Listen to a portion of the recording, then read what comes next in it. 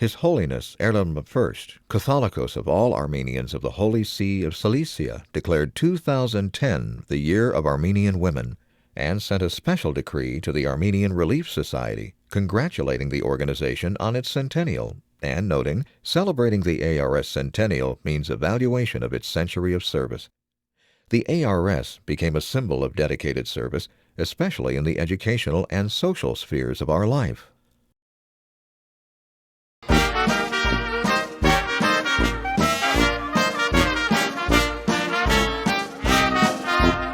At the onset of the 20th century, while the United States of America was experiencing a social and economic growth, Armenia was encountering the first genocide of the 20th century, perpetrated by the Ottoman Empire.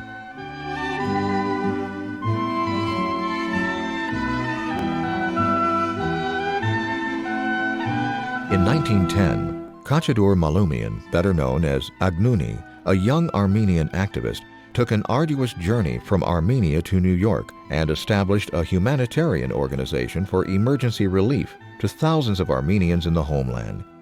That organization is today's Armenian Relief Society. After this heroic task, Agnuni returned to Armenia, and on April 24, 1915, on Red Sunday, alongside hundreds of Armenian intellectuals and activists, he was tortured and brutally killed by direct orders from Ottoman authorities.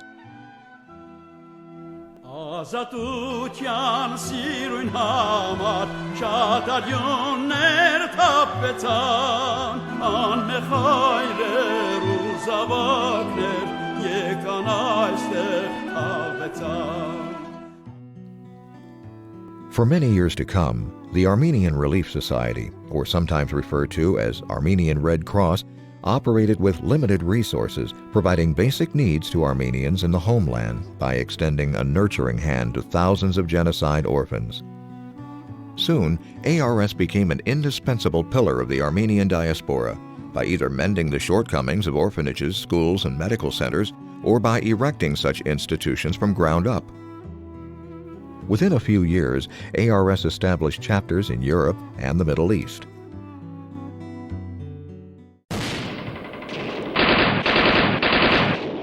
In 1945, at the extent of the Second World War, ARS, in collaboration with the Armenian National Committee to Aid Homeless Armenians, ANCHA, embarked on a monumental task of the resettlement of over 3,000 Armenians from Nazi Germany camps in Germany to the United States. At another level in the Middle East, the ARS was helping a young Armenian thirsty for education. When I came to Lebanon in 1949-50, it was ARS that helped me find a room and board. It's ARS assistants that helped me endure at least 1 year terrible financial deprivation by assisting me with payment of my rent, as well as lunch. In my autobiography, Road to Home, I describe the activity that 5 days a week ARS paid for my lunch and dinner until I found a job at Collège Arménien, where I became assistant to the director, whereby it paid me my room and board. ARS is a very important organization in diaspora, and because it tapped the women's power of passion, power of compassion, power of their patriotism, power of their involvement in the community, power of their creativity, and that, as you know now, we know very well that women are great organizers. So ARS is the product of Armenian women's talents and tapping their energy and their imagination and their compassion. So for a century, it has been both a charitable and philanthropic organization. Charitable, in a sense, you give out of pity and sympathy.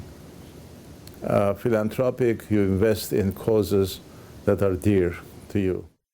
Another success story that involves ARS charity is the case of this young Armenian boy born in Jerusalem. My name is Boaz Andonian. I was born in Jerusalem in 1946. My parents, their origin is from Mossadegh. When the French Navy vacated Mossadegh and dropped them into Port Said in Alexandria, and my father was actually born under a tent. My father, as a young man, goes to Jerusalem in 1936 looking for work, where he met my mom and they got married.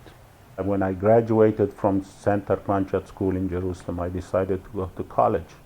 And the only way that was possible is to get some financial aid from ARS. Like many other young men, ARS helped us achieve our goal in life. Without ARS financial assistance, it would have been practically impossible for us to get higher education. For that, I am forever grateful. I am actually very proud and honored that my wife, Mary Andonian, is a member of ARS. She is actively involved with all ARS programs. Currently, the ARS is in 26 different countries worldwide, with 211 chapters and over 15,000 members. It is the largest women's philanthropic organization in the world. The key word that is incorporated with the ARS is volunteerism. Every project and activity that the ARS realizes today and has realized in its past 100 years has been done through its volunteers. Armenian nation has two lungs. One is in Armenia, one is diaspora. When one stops or gets infected or catches cold, the other has to work overtime.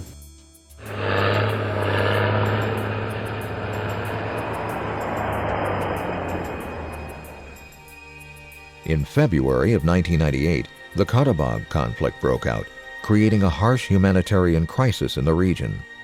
ARS took the initiative of spearheading a number of social and medical aid programs to Karabakh. A few months into the Karabakh relief efforts, ARS had to encounter yet another calamity, the earthquake that struck Spitag on December 7th of 1988, taking tens of thousands of lives and leaving behind thousands of injured Armenians in dire need for food and medical attention. And eventually, because of the high mortality rate of newborns and their mothers, the ARS decided to open up a mother and child clinic in Akhuryan and eventually a birthing center in 2005.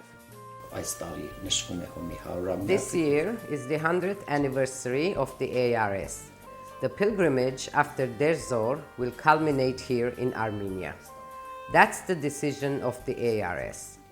Our ARS members will come here and there will be an accountability in this centennial.